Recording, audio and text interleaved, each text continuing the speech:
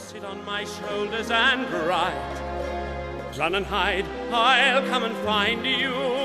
Climb hills to remind you.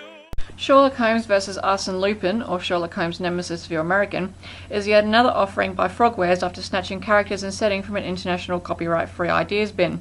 That's not to say it isn't an enjoyable dive into the public domain. Once again, I've fallen back on familiar characters from the English canon.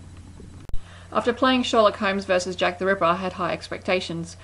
Between Arsene Lupin and Jack the Ripper, I had played two other Sherlock Holmes Frogwares offerings, including The Adventures of Sherlock Holmes, The Mystery of the Mummy, which is the precursor to other Sherlock Holmes games and as such suffers from symptoms addressed by its younger siblings such as poor graphics, poor quality music, and Watson cut for most of the game, perhaps to save money on voice actors.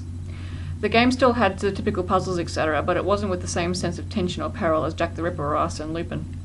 The other Frogwares installment in this series be Sherlock Holmes Mysteries, with small bite-sized mini-mysteries for obsessed Sherlockians on their small bite-sized iPhones.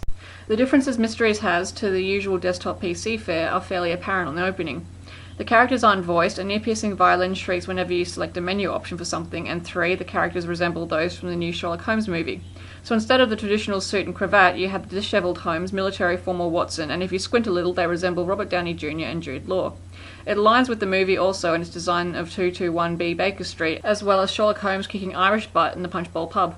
This miniature game also utilises another feature of Holmes touched upon in the movie, Insight, which allows Holmes to piece together facts or, more importantly, deal painful blows in the fighting ring. A bigger version for PC would justify Frogwares' design team's painstaking efforts at lifelike rendering. The only nitpick I have for the iPhone game, aside from the shrill violin, is a bug that prevents me from solving the second and longest mystery at about the 3/4 mark where a puzzle isn't completed. Up until that point I was having a great deal of fun. Not the Dexter Stalky and hacky slashy fun, but the feeling of intellectual superiority over the dumb nuts in the game type fun. Sherlock Holmes vs. Arsene Lupin pits the world's greatest detective cryptanalyst against the world's greatest gentleman thief.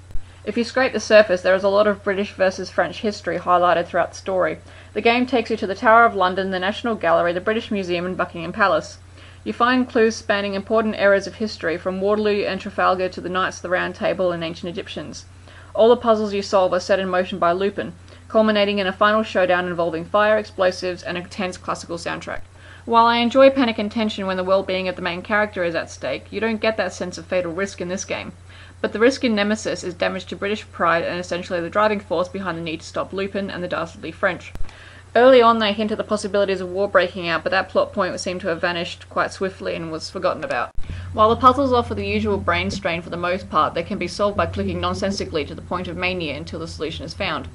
I only required assistance for the mathematical puzzles as rather complex numerals were involved and I didn't exactly excel in maths during high school. I did however pass Calculator 101. The characters you control are the usual lineup, the English canon's most celebrable character, Sherlock Holmes, his companion Dr. John Watson, and at some point you get to lead Inspector Lestrade by the moustache, which was an all too brief moment of joy. For the most part, you control Holmes. At the start, Watson plays a large role in getting the subplot flowing, not the least of which is selling Holmes' Legion of Honor and breaking the law to a small degree. After those enjoyable moments of conflict, he is brushed to the side and no longer influential. Despite Watson's fate-deciding choice of the final battleground, he is lumped with Lestrade and the Prime Minister in a rather tedious position while Holmes chases his dangerous equal on a dark and stormy night. Unlike Jack the Ripper, no one is fatally harmed during this one. While some beefeaters are drugged and Buckingham Palace is invaded, Lupin is, essentially, a gentleman. He challenges rather than tortures. Certainly not many cat burglars don black tie when it comes to committing the crime.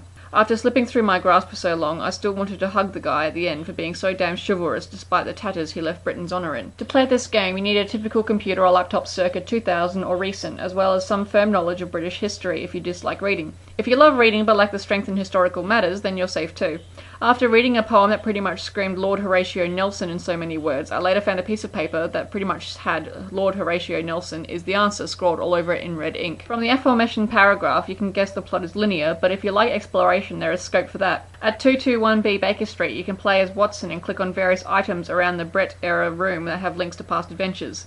There is a large portrait of the Reichenbach Falls from the final problem that causes Watson to shiver at describing it, so I made him do it 5 times. Later, you have most of the Tower of London and Art Gallery to roam around in, which makes for the fun times. As the game got down to the wire, I ceased my exploration to focus on the puzzles. This was despite knowing the plot wouldn't continue until my correct answer triggered the next stage of action. And yes, for once there is a blunt game over if you mess up in the last few puzzles. Lupin trumps Holmes more than once, but an undeterred Team Baker Street battles onwards and upwards, hoping for at least the final victory before Queen Victoria and England's most precious possessions vanish forever. A fitting adventure for the master detective. Conan Doyle couldn't have envisioned a grander tale for his most prized character. Et puis libre follow, festin et sûr.